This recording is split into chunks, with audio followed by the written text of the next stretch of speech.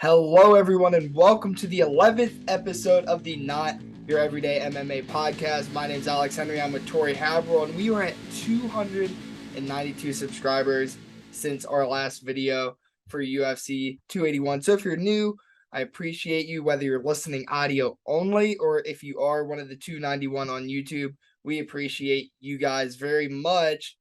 I was talking about UFC 281. That was our last video. Yeah. We got to recap it, Tori.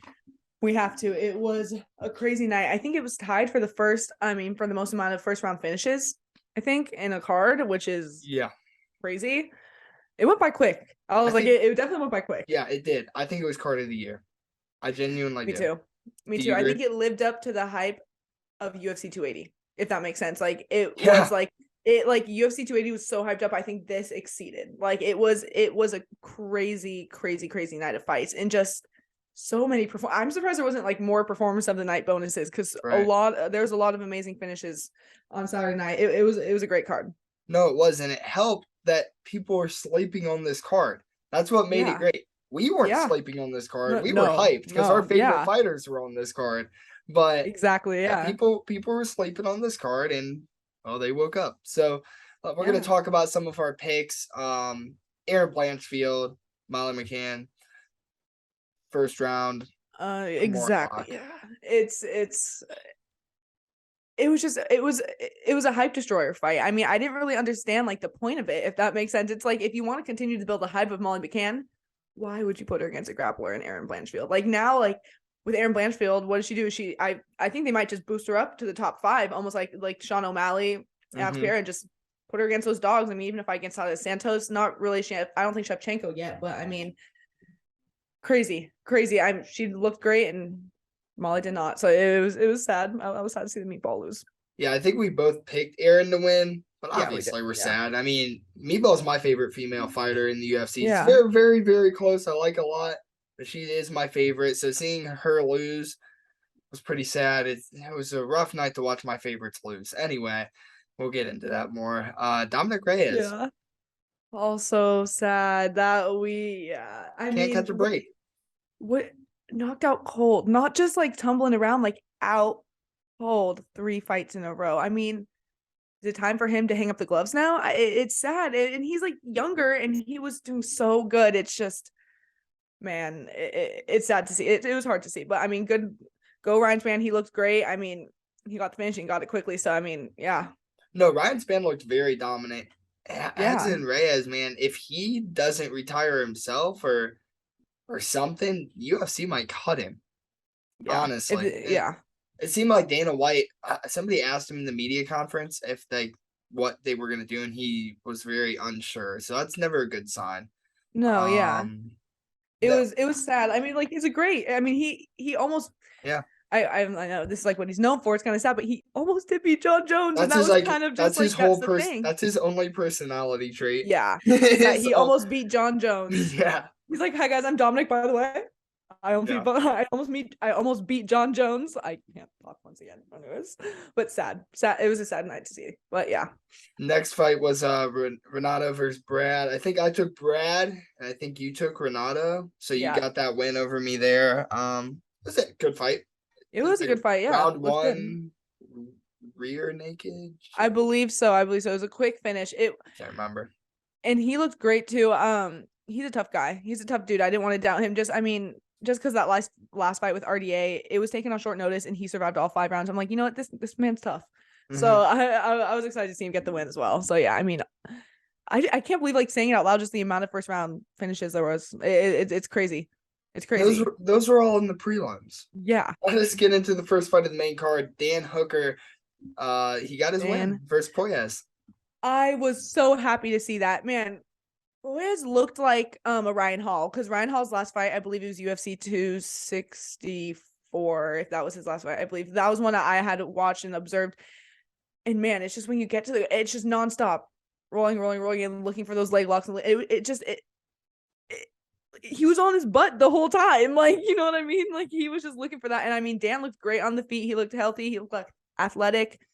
I was happy to see it. And it was a great performance by Dan too, especially when he escaped that leg lock too. That's when I kind of knew. I was like, okay, I think he's going to get this one. So yeah. Yeah, I mean, another win for City Kickboxing. Dude had been training, working hard. He said he was ready. He Yeah, proved it. he I mean, was. there's not much to say. I hope that this fight is not just a one and done type deal. Like, we mentioned Claudio Puelles was a good opponent, and he was able to Yeah, beat him. So, hopefully he's able to keep up with that momentum and maybe get a couple more wins and really solidify kind himself in of. that top 15. I don't know. But Yeah. Frankie Edgar, man. Rip, Oh. Rip my boy Frank. I blinked and it was done. I literally blinked and I saw him on the floor and I was like, really? Like, I was like, really, Frankie? Like, dang it. Like, I felt so bad. I mean, it was time. It was most definitely time. This man is a legend. He's competed across 3 different weight classes. It was just when you stick around for too long, it's fighting's not a sport where you can do that. There's no Tom Brady's really in fighting that can like stick till they're like 45 and still do like so good. It's just your body wears on you. Like everything, it's fighting is gonna wear on you, and it's wearing on him. And it was time. A legend. He's definitely gonna be in the Hall of Fame. But I mean, yeah. Greg, good knee by Gutierrez. I mean, it was beautiful. So I mean, that was good for him. I feel bad for Frankie, No, that man. was a brutal knockout, though. It I was mean, for that sure. knee just caught him, man. That was rough. Done like dead and out too, like out like a light. Like it was crazy. That was rough to watch. Hopefully he retires. That was supposed to be his retirement match, but he didn't put the gloves down. And did you even retire if you didn't put the gloves down? Did you even retire if Joe Yeah. Rogan doesn't interview you? I don't know. Oh I yeah, think maybe Rogan did. No, I think Rogan actually did interview him now that I'm thinking about it. But he didn't put it the might have been gloves. hard though because he was like knocked out, Yeah, like cold, it's like rough. bad. He's Yeah. got to be done, though. He's got to be done, right, Tori? Yeah, there's no way he's coming back. And I mean, I don't even know if Dana White would want him to come back or like let him come back. He's I just don't going to even keep getting knocked out. He's just going yeah, to keep and getting I knocked don't know out. about the contract. I don't know if that was his last fight on his contract or what, Me but either. it didn't look good. I'm happy. I mean, he's a legend of the sport. He had those amazing fights with Maynard. I mean, those are legendary, and it's just good props to him for such an amazing career. I mean, man's tough. Fought at 155 as a little dude, defended the belt Yeah. a good amount of time. It's just, yeah, good career. Stayed around for a little bit too long, but overall, props to Frankie Edgar and all that he's done for the sport.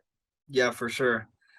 Let's talk about one of our favorite fighters. Your favorite fighter, one of my top 3 favorite fighters, Dustin Poirier versus Michael Chandler. Round 3 rear naked choke. Tori, I won't say anymore. What were your thoughts on this fight? The diamond, let me say, I love a fighter when I am silent the whole fight. When I am completely silent, just watching the screen, eyes glued. I did not move a single inch this whole fight. I didn't say anything. Everyone was yelling. I was just staring because, wow, was this fight amazing. And I mean, props to Michael Chandler too, because Michael Chandler, he did what he needed to. He used his wrestling in second round and it was working, but I mean, just nothing can get past the diamond. I mean, this man is so tough and he knows how to come back if anyone knows how to come back. If it was 5 rounds, I mean, actually, if it was 5 rounds, it would have been the same result because the finish was, in fact, in the 3rd round. Never mind. But I was so stoked. Dustin looked great. That he's just a fighter. Dustin is a pure fighter at heart. I mean, he literally has a heart of diamond. Like he's such a cool dude. And he looked great. And you could just everything that people were saying ahead of the fight, it kind of showcased just saying how those winged shots, how just Dustin is more technical, because Dustin said if Chandler was shooting those straight shots down the pipe, he would have been knocked out. But since he was throwing those wing shots, he was able to defend and put those straights down back to Chandler and kind of wobble him a little bit. And it just doesn't look great. He always does. I was so incredibly happy. That second round also had me on the edge a little bit. I was a little freaked out, but I knew it. I knew he'd get it. And I was excited. Rear naked choke, got to get a cool submission on his record, and I was very excited. Yeah, Dustin looked like overall, like round package, the best lightweight in the division that night. Like in terms of wrestling, grappling, striking defense. I mean, I think Michael Chandler actually might have landed more total and significant strikes, but Dustin still won. He was still able to stay in there. I saw somebody on TikTok. I wish I could say who so I can give him credit, but they called Michael Chandler an angry hamster. And I thought that I was like, That's, I don't know why, but that's very Kind of accurate. funny. Yeah, it is kind of Very accurate. That accurate. man running, it's like he's running head forward, just boom, boom, boom, boom. He's You know like what I an mean? angry It's hamster. crazy. Um, Yeah. he had the little velvet waterfall out of the nose all over Dustin. Um, that was disgusting. Was But overall, man, I not mean, sanitary. Dustin, I no, not at all. Um, I hope people, Tori, I hope people stop sleeping on Dustin, right? Like, Yeah. this fight not say stop sleeping on Dustin?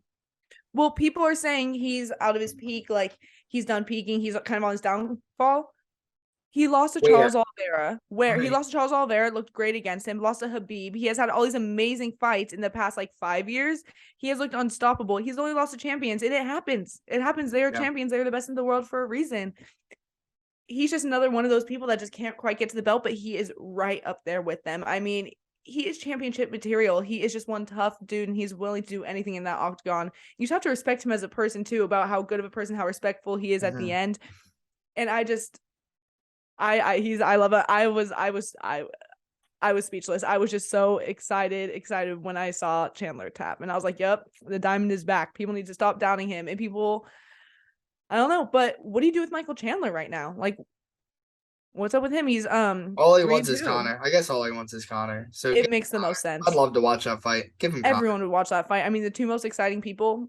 Who Yeah, wouldn't watch that fight? I'd love it. Chandler And always performs. I'm not even sure who would win. Honestly, Me neither. I'd want to say Connor, but I don't know. I don't know. Yeah, Michael Chandler Chandler gonna didn't slam look. him down? He didn't look bad No, in he that did not fight. look bad at all. Oh, No, he just got he, caught. he got caught, and he just, the thing about Michael Chandler is he just tends to go full throttle right from the start, and you can't do that against guys like His Dustin, especially. cardio was bad at that third round, and I didn't think it was going to Yeah. be because he came out hard.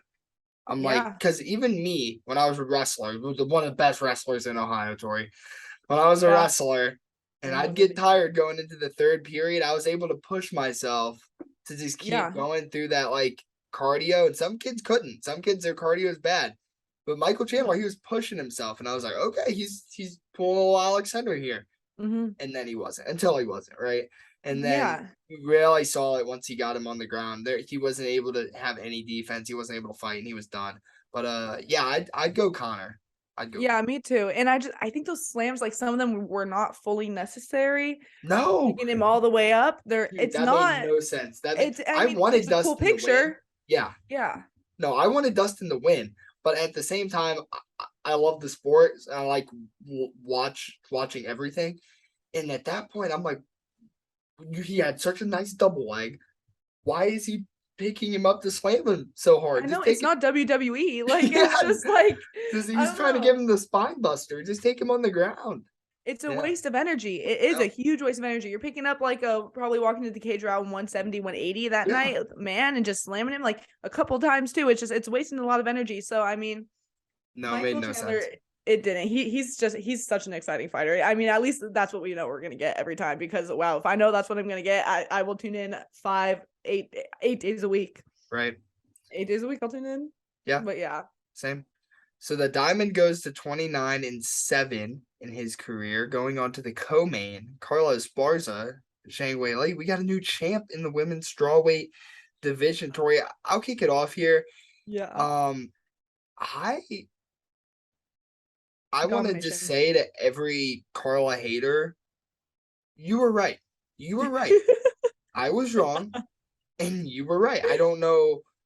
Now, the Carla I talked about in the last podcast, that was a real Carla Esparza. But she currently hasn't been that Carla Esparza in her last two fights. No. So that Carla Esparza I broke down was a different person that I've seen since her past two fights. Now, am I discrediting Zhang Weili? Absolutely not. I'm not discrediting her at all. She looked great. She looked phenomenal. I was like, what the heck, Carla? I was going to be able to say, told you so to some people. Look at how good Carla is. And Zhang still win anyway. But no, she looked bad. And Zhang Weili looked really, really good. Zhang Weili looked like a 10 times better wrestler than Carla ever was. Yeah, Zhang looks like the best strawweight in the world. She looked like the Yeah. best strawweight in the world that night. And it's not even that Carla didn't look great. It's just Zhang looked that good. And Yeah. I think she is that good. And I have a lot, if her and Rose have a trilogy fight, I have a lot of confidence going into that Zhang will be able to defeat Rose, because she was beating her on defeat last fight. Rose took her down, held her there for the last 2 rounds. And I think Zhang, especially if Carla attempted, if she did that with Carla, I think she could do that with Rose. And this is her weight class. This is her pure weight class. She's pure muscle. She is a monster.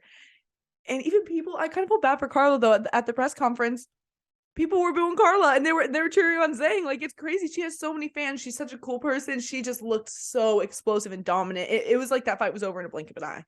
It was crazy. Yeah, it was. Big congrats to Zhang. Going on to the main event, Tori. Israel Adesanya took on Alex Pereira. And by the way, my whole life, John Anik has always said Pereira. I never understood where the TD noise came from, but I say it anyway because that's what he says, Pereira. Mm-hmm. Not one single person the entire night said it that way. So now I'm questioning John Anik's credibility. Is it Alex Pereira, the way that you want to read it? Or is everybody in the world wrong and me and John Anik are right? I don't know. Am I procrastinating a tad to not talk about this fight? Maybe. But that is something I'm confused about. Tori, I'll give it to you. What did you have to take away? It was round 5, TKO by punches, and we got a new champion in the middleweight. I don't have much to say. Izzy looked great. Izzy looked very good. It would have been a very dominant championship fight. He got caught. It's mixed martial arts. You see a guy in Alex Pereira that big. Apparently he walked in the octagon at around like 210. No, he didn't walk in the octagon around 210. He weighed in at like 1 p.m. that day at like 210. Imagine what he weighed by the time of the fight. Mm-hmm. Like, that man is huge. And the thing is, in my opinion, in order to win against Alex Pereira.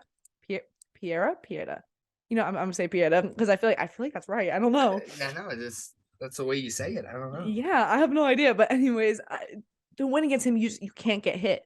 Mm-hmm. And in fighting, you can't really not get hit. I mean, he's so powerful. And the thing is if only the first round was like 10 seconds longer, because Izzy would have had him out of there. And there's really not much. He looked like a champion. He looked like a champion in that fight. He just got caught. It's fighting. It's the game of fighting, and it sucks. We saw it with Usman as well. We saw it with Amanda Nunes as well.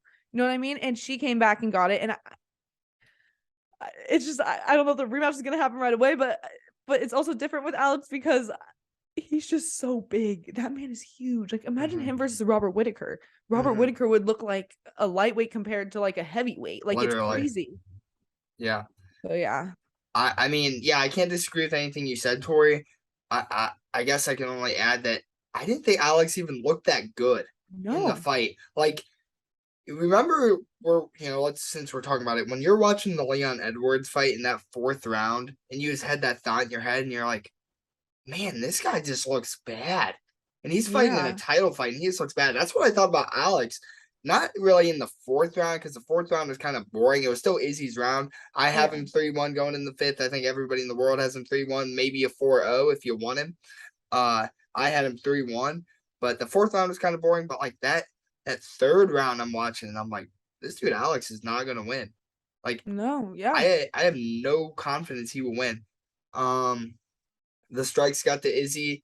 I think Izzy's defense was I think he was kind of took his gas off the pedal a little too much in that 5th, and Alex put his gas pedal through the floor, right? So, like Israel said, if Steve Mazzagatti was referee, it might have been different. Sure, I agree, it might have been different, but overall, at the very moment when they stopped the fight, do I think it was a bad call? Maybe a little bit. However, I'm not complaining or arguing about the call because it's a safe call to make, knowing this guy's good. If he takes 1 or 2 more punches, I'm not even saying he gets knocked out, but that's going to affect him as a fighter for the rest of his career. So as an Izzy fan, I'm okay with it. I think Israel's okay with it too. maybe championship fight, 5th round, it's important. You let him keep going. I think Israel might have gotten out of it, actually, but that didn't happen. I don't really want that to happen, but it didn't. But I wouldn't have wanted that to happen anyway. It's sad. I think, hopefully Israel people, it's weird. People want to see the best fall, and I get it. I do the same thing. I don't know why that's our nature. We see somebody win for so long and we want to see them lose, right? It's weird. But people don't even want Israel to have the rematch. And I'm thinking to myself, this dude went 3-1 with him. He was the champ. He was beating him. He looked great. Who else deserves it? Who else even comes close? Robert Whittaker. They want to give it to Knuckles, and I don't blame them. But it's got to be Israel. It's got to be Israel. And I talked to somebody who will be in the UFC one day. His name's Lucas Sieber. He's an amateur fighter in Ohio. We talk, and I was talking to him. And he said, Israel, Alex rematch, and Kamara Leon rematch in Africa. That would be crazy. That would be insane. But who would co-main? I feel like Izzy would. I feel like the Leon Usman thing's kind of like a big ordeal. I think Izzy would co-main. And I'd be okay with that. But that'd be crazy in Africa, because Dana White has only talked about, I just want to have a fight in Africa. I want to have a fight in Africa. I want to. Dude, that's the fight to make right there. That is for sure. Yeah. And this really quick, going into this fight, it was so weird because I in my head, my pick side Izzy winning. I just had a feeling for some reason, and I still have this feeling for a lot of championship fights, even with Volk. This is just the year of the champion's downfall. It's weird, and I'm not even saying 2023. I'm just saying from literally since Amanda Nunes to now, just a year from that date. It's the downfall. And every time the champion has walked into the octagon, I've just gotten this gut feeling. Against Usman, I just had a gut feeling. I was I just don't know if he's gonna win. For once, I'm not confident in that he's gonna win. That I feel like Leon get it done. I even said it in our first podcast when we did that. Charles, he's my favorite fighter in the world. He's low Dustin Poirier. Anyways, but it's just I want him to win more than anything, and I kind of picked him. But in my heart, I just felt like I knew. And this one too, I just had a weird feeling that I just didn't think Izzy was gonna walk out and still that night, and it's weird, and I'm scared for Volk versus Islam as well, because I'm oh my gosh, what's gonna happen? But yeah, let's get into that fight, because I don't want to talk about this anymore. Yeah. It's hard. No, it's hard. Israel bounce back. I have faith. Lightweight championship this got confirmed February 11th, UFC 284. This card is packing up very quickly. Yes. Islam Makhachev taking on Alexander Volkanovski. Tori, what are your initial thoughts when you saw this fight? We all knew it was going to happen. Crazy. We all knew it was going to happen, but this makes it 10 times more exciting. I am so excited for this fight. I think this fight is more competitive than Charles Oliveira versus Islam Makhachev. A lot, just because of how tough Volk is, how dominant Volk is in every aspect of MMA, not just striking, not just grappling. Dude's tough, and we'll really see how good Islam is in this fight. You know what? Yep. Want Islam to prove himself? Throw him against number 1 pound for pound in the world. Do it. It's crazy. It's gonna be an amazing fight. I'm very excited. I 100% think that Alex is the best pound for pound fighter in the UFC right now, without a doubt. Without any question. But that's only because I haven't seen anything else from Islam yet. Yeah. So that's going to be, it's what better way to see anything from Islam than first the top pound for pound guy. So I'm very excited. I honestly can say, as a fan of both, I don't know who I'm going to pick. And that's not because of my personal bias. I would tell you if it was. It's because I genuinely just don't know right now. That study film breakdown for this fight is going to be hours for me. Yeah. Trying to figure out who I want to pick, because it's a clash of styles, clash of character, clash of weight classes. It's everything, right? So it's gonna be interesting. I'm worried because I don't want to watch either of them lose, but one of them will. Yeah, I can't take Volk losing. I don't know what I'm gonna be able to do. I'm sure you want Islam to lose, Tori. Tori. No, I don't want him to lose. I just don't want him to beat Volk. So like, I just like Volkanovski. Like, put him against. Okay, if he was against like, I don't want Islam to win this fight. Like, I'm a fan of That's fair. Volkanovski, but it's No, okay. It's not like I'm not a fan no, of Islam. who's not though? Who's not? Yeah, how can you not like this dude? I mean, he walks out to Down Under. Like, I mean, this man's great, and he's so funny cooking He's with got Volk. such a great name. He does. He's such a dad. Yeah, He's just such a dad. He's always fighter. posting his cooking videos, dude. And I watch him. I watch Volk cook. You got interesting. to. It's like, hey, I'm cooking with Volk back again. Yeah, you gotta watch. So that man makes a mean steak. I gotta tell you.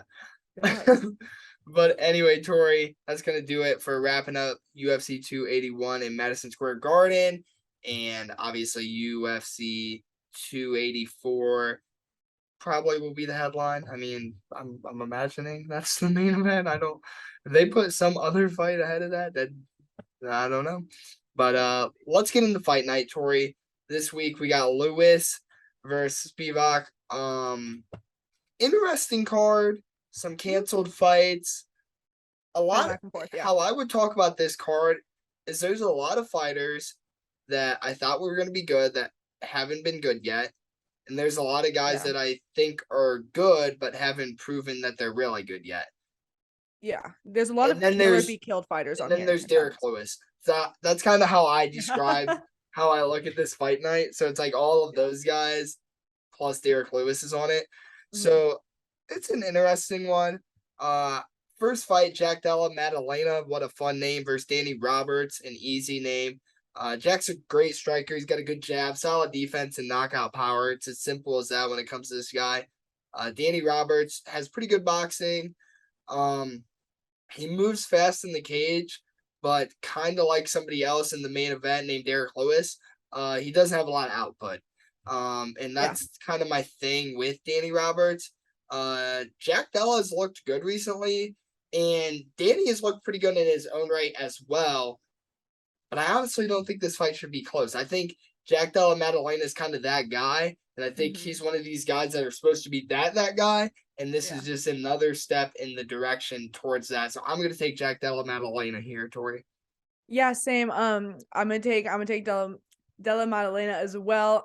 Roberts kind of reminds me of a Chandler, always throwing those winged shots, looking for the finish. And really the way to finish him is just to go with those straight shots down the pipe, constant, and you'll catch them. You will catch them. So I think Jack is I think he's gonna take this by finish, by knockout. I think early round knockout, probably like I'm gonna say second. I always kind of go second if I'm not sure. Like it'll be a cakewalk. Too early. It'll be easy. I don't think it'll be great. I mean, he's a very fun striker. He's fun to watch.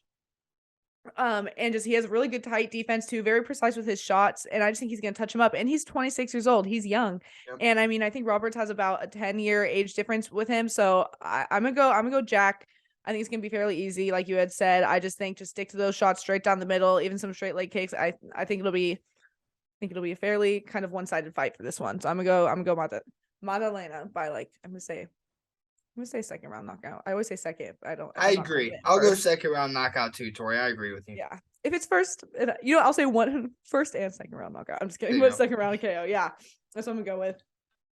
And so for the second fight of the night, it is a welterweight. We have Andre Fiallo versus Muslim Salikov. I'm excited for this fight. We saw Salikov. He did get knockout of the night last fight, but it wasn't for him. He was the one that got knocked out by the leech, and it was brutal. Yeah, it was a brutal knockout. I'm not gonna lie, but overall, he's a bit older, a little bit slower now, but he's a southpaw striker. He has good wrestling, and in this fight, I believe he should wrestle. I think that's gonna be his key to winning. He sometimes can chase the knockout. He has good leg kicks, and I mean, not a huge finisher, but he touches up. He kind of is just one of those people who's almost like always waiting around. He's almost like a counter striker. And then we have Fiallo, who's 4-1 as well. He also did get knocked out pretty badly in his last fight.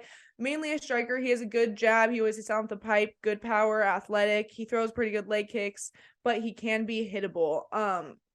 And especially in his one of his fights previously against the wrestler in Matthews, he was getting taken down easily, almost getting beat up on the ground. And so that's why in this fight, I think I'm going to take Salikov. I think he has more ways to win. I think he's going to be able to take him down. I think maybe ground and pound. I don't see this fight going to decision. I think one of them's gonna get finished, and I think Fialov might. I think he's gonna get taken down and almost like ragdoll on the floor for Salikov. If Salikov chooses to use wrestling this fight. Yeah, good breakdown, Tori. Salikov, I mean, you broke him down pretty good. Good striker, good power. He's got really good judo wrestling. I mean, he's not a bad wrestler. Andre is a guy I know a little bit more about, and this is because he's a guy I've bet on for a while here. He's a good striker all around, but the thing is, his defense is piss poor. I mean, it is bad. He gets hit all the time. And I've bet on this dude many times and he's upset me. He's not bad. Actually, I think he's the better fighter in this fight. Yeah. But don't get me wrong, I think he could sneak away with a win. I really do. Because this is a guy I was really high on when he came into the UFC. Mm-hmm. Sometimes I'll pick a guy and I'm high on him. This was that guy. But I think Muslim gets the win here, especially if he gets it to the ground. I think it's going to be much better for him because I think Andre might be a better striker on the feet. But if he gets it to the ground, it's going to be an easy win. So I'm going to go with Muslim Salikov here as well. On to the next fight. Chase Sherman taking on Waldo Cortez Acosta. What a fun name there, Tori. Yeah, I know. A lot of double names, this card. You gotta love it. But getting into my breakdown, Chase, good boxer. He's got great cardio and great striking output. He lands 6.51 strikes per minute. And guess how many strikes he absorbs per minute? 6.51 strikes per minute. So that's not good. Okay, so you see that strike. 6.51 strikes per minute. That's crazy. He's throwing a lot of volume, and he does. Let me tell you, he throws with a lot of volume. But he also absorbs 6.51 strikes per minute. The only thing is, now don't get it twisted. His chin has shown cracks, many cracks. But he hasn't got knocked out too much. But his chin is very, very, very worrisome. Kind of like a tie to Ivasa before Cyril Gane is how I think about Chase Sherman. Waldo, undefeated fighter, throws some nukes. Dude throws with some serious power. Hasn't looked bad on the ground at all, but I think ultimately he does want to throw. The thing is with Waldo, he fought 2 weeks ago, and I believe he won, but he took some serious hits. And my thing is, when I was doing the gears in my brain, and I didn't research it, but I was just thinking about fights I knew, guys that fought 2 weeks after their last fight, they do not win. No, not at all. That's a really fast turnaround time. And I genuinely think Waldo Cortez Acosta is a better fighter, but I am going to take an underdog here. I'm going to go with Chase Sherman. I think he can get it done. And I'm not very confident actually, but I'm really just banking on that Waldo is still hurt. And I'm sure he is. So I'm going to go with Chase Sherman. Yeah, I'm going to go with Chase Sherman. Call it my lock, my underdog pick of the week. Chase Sherman. I have a scratch on my leg that I still have from 2 weeks ago, and it's still hurting. How do you? He was in a huge fight 2 weeks ago, but I mean, good breakdown. But I agree with you. I fully agree. There we go. Cortez Acosta, his legs were getting beat. Yes, that's what it was. His legs almost got beat by leg kicks. Literally, Sherman has to do a little tap on like a few times on his leg. Man will be out. Like, there's no way that is recovered. It was 2 weeks ago. But I mean, Waldo, he is a good fighter. He is undefeated. He is the better fighter in this matchup. But his leg just got beat up last fight. But other than that, I mean, Waldo, he's a good fighter. He throws good combos. He has a really good right hand. Just such a hard-hitting guy. And he's fast. But if he wants to win this fight, he should stay in boxing range and just not give Sherman the room. And then again, Sherman, BKFC fighter, brawler, boxing style. So who knows if he'll even like throw those leg kicks like he should. Right. He should, because that's gonna hurt Waldo. But I mean, he's coming off of a win, coming off of a good knockout win against Bandera. And then he's a close range fighter, a volume guy, just really, I can't trust this enough, just needs to go for those legs, because if you watched it, it was rough to watch. It just boom, boom, boom. And he wasn't really checking any of them either. And so, I mean, there's just 2 weeks is such a quick turnaround for this for Waldo. So I think I'm gonna go Sherman. 16-10. I'm gonna go with Sherman just because this fight I think is gonna end in the finish. Do you know if did Vandera beat Andre? What? No. So both of them both beat Vandera. They both beat him. Okay, I was gonna try to do MMA math here and make my point even worse, but they both beat him. I was confused. This dude Andre's lost for me, and I forget in which fights, but he's lost for me, and he's made me look silly. But yeah, we're both taking Chase Sherman. That's not what I expected, but I like it. It's a great point. The dude is literally fought 2 weeks ago. No, like it's a great point. Like, I'm not even kidding. I like my leg. I have a scratch on it, and it's like the slightest thing, and it's still there, and it still kind of hurts. They're just as tough as UFC fighters. Yeah. Watch me go in a fight right now. But I'm just like 2 weeks. That's crazy. It's not like a month. It's very crazy turnaround time. And what kind of camp are you getting in 2 weeks for an entire new opponent? It's almost like the Bobby Green fight when he took it against Islam too. It's crazy. It's exactly what I thought about first thing because that was a 2 week break. But no, was that a 1 week break? That might have been a 1 week. I think no, it was two because it was 1 week off and then fight. Yeah, two. I think two. I believe. Crazy. But for the co-main event of the evening, we have a light heavyweight bout. We have Ian Cutelaba, the Hulk, and then versus Kennedy. You ready? I'm gonna do it. Nizhechwu. Sounds good, Tori. I don't know. I'm gonna call him Kennedy now because I heard it so many times and I blanked. I blanked on how to do it, and I practiced actually for this time because I suck at names. I practiced, but it didn't work. Anyways, Kennedy, man is 6'6". He is 6'6". He is a tall dude. He's a knockout artist, just very good power in his hands. He is a low volume striker, which can be frustrating when someone has such power and they are lower volume. Very strong, but each fight, if you notice, he is improving. Like his wrestling, I think he had 8 fights in the 8 fights in. He had never gotten a takedown before. In his last fight, he had 5 takedowns, which he looked great. Yeah. And he throws really, really good straights down the middle. We have Cutelaba, who's coming off of that submission loss to Walker not too long ago. Pressure fighter, pressure fighter. I mean, grappler, very strong wrestler as well. He's a kill or be killed type guy. If he wants to win this fight, he should definitely take Kennedy down. I think that's his way. If you can hold him there, I'm not sure. I don't know if this fight's necessarily going to go all 3 rounds, but I mean, this one was a kind of a hard one for me to pick. And I might be going back on it a little bit. I think I did have Cutelaba winning, but I think I might go Kennedy here. Especially with his improvements last fight with the wrestling. I mean, can you imagine another camp, what he's going to look like against him? And Cutelaba does not have that great of a chin, and he is getting older. And so I think he'll be able to withstand that pressure, and I think maybe he can get the finish because his chin, has not been looking good the past couple of fights.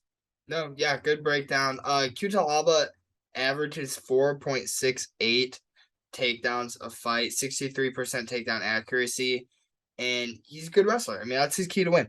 Don't get me wrong. When he's not wrestling, his striking he's good. I would say he's a good striker. Not average, I'd say he's good. But Kennedy, way better striker. Powerful, throws a lot. Sometimes low output, though. Sometimes he's a low output guy. Couple guys like that on this card. It's frustrating. He has an 81% takedown defense, which is huge in this fight. And like you mentioned, Tori, had 5 takedowns in his last fight. He's trying to make himself an MMA fighter. Yeah. I'm going to take Kennedy here. I think he could lose it on the ground, but I think overall he's just a better fighter. And I do have a lot of worries when it comes to Ian Cutelaba. So I'm also going to take Kennedy, whatever his last name is. Mm-hmm. Yeah, there we go. And I mean, if I can get to the floor, he definitely does have the potential to do ground and pound just because of how good his ground and pound game is. But I don't know if I see that happening. I don't see Kennedy finishing him on the feet. I think like first round. I think it's gonna also be a night of finishes, for sure. So yeah. I hope so. I forgot how much I liked finishes. Oh yeah, it's so before exciting. 281. Like I like watching a finish. I like it. It goes by so quick too. Yeah. Oh yeah. It goes by really quick. No, it makes me happy. On to the main event. We got Derrick Lewis taking on Sergey Spivak. This dude, Derrick Lewis, crazy knockout power, but he doesn't ever throw any punches. So, oh man, what did I hear somebody say? all hammer, no nail. That is what this dude, Derrick Lewis, is. He's always alive for a knockout. Always alive for a Always. knockout. But is he ever going to throw it? Who knows? Yeah. Sergey, great wrestler, has good submissions, really good ground and pound, averages 4 takedowns a fight. I'm going to go Sergey here. I think it's a pretty safe and obvious pick. I think Yeah. he's just a way better fighter. And I can't, how am I supposed to bet on Derrick Lewis when all that I'm betting on him to just maybe get a knockout if he decides to throw a punch versus a guy who's a great wrestler, who has good submissions, who's finished people ground and pound?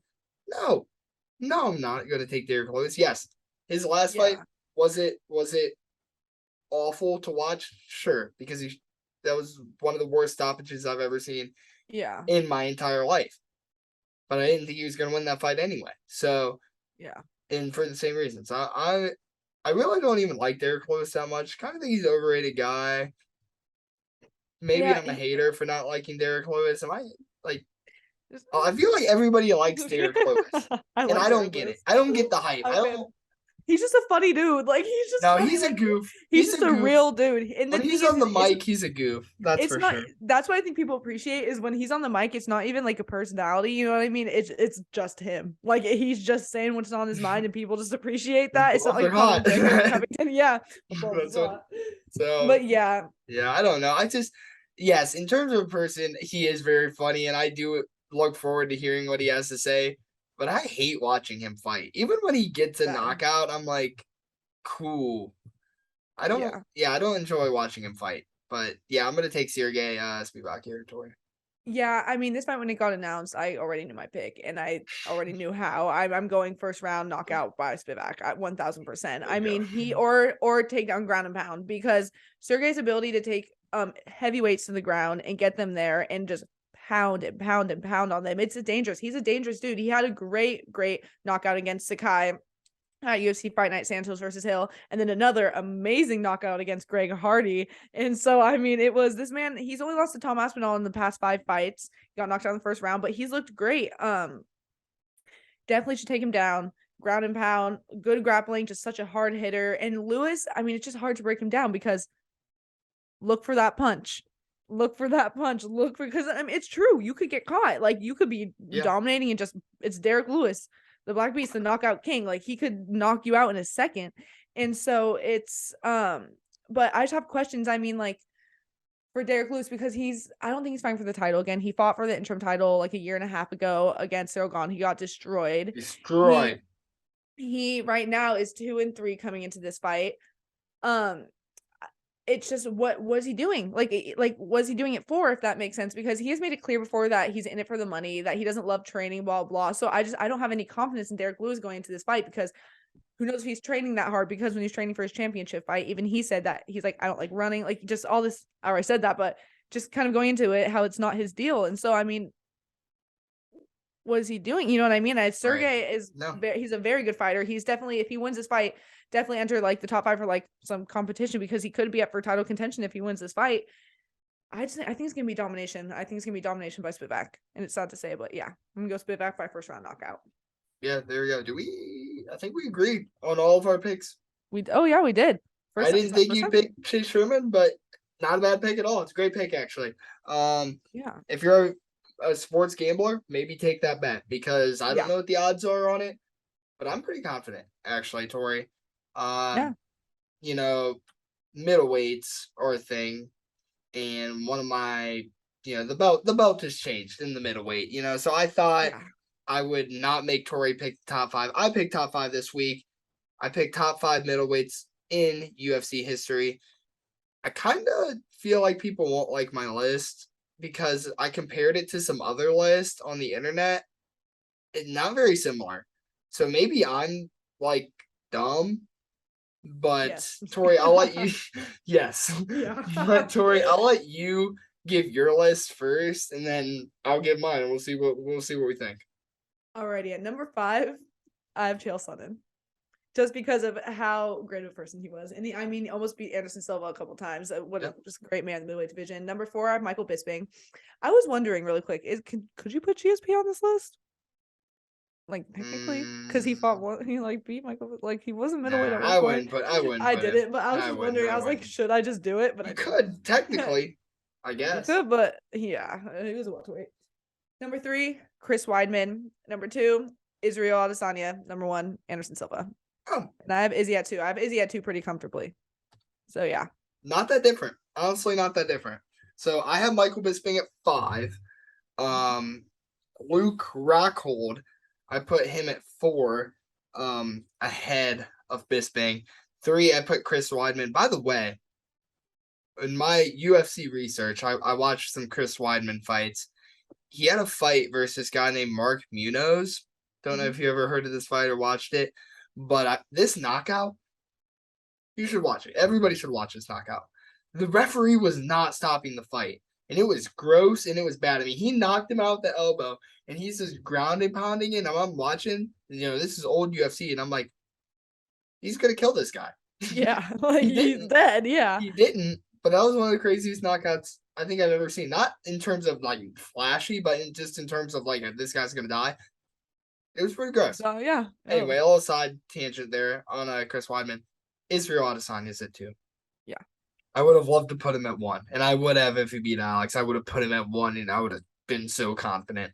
I put Israel at 2 because I'm not gonna be biased, and I have Anderson Silva at 1. And some people might say me having Israel at 2 is biased, even, but I put Izzy at 2. I don't think it's biased at all. I truly believe. I truly believe he is too. I think he has been. I would have said it 3 fights ago. I would have said Israel was at 2.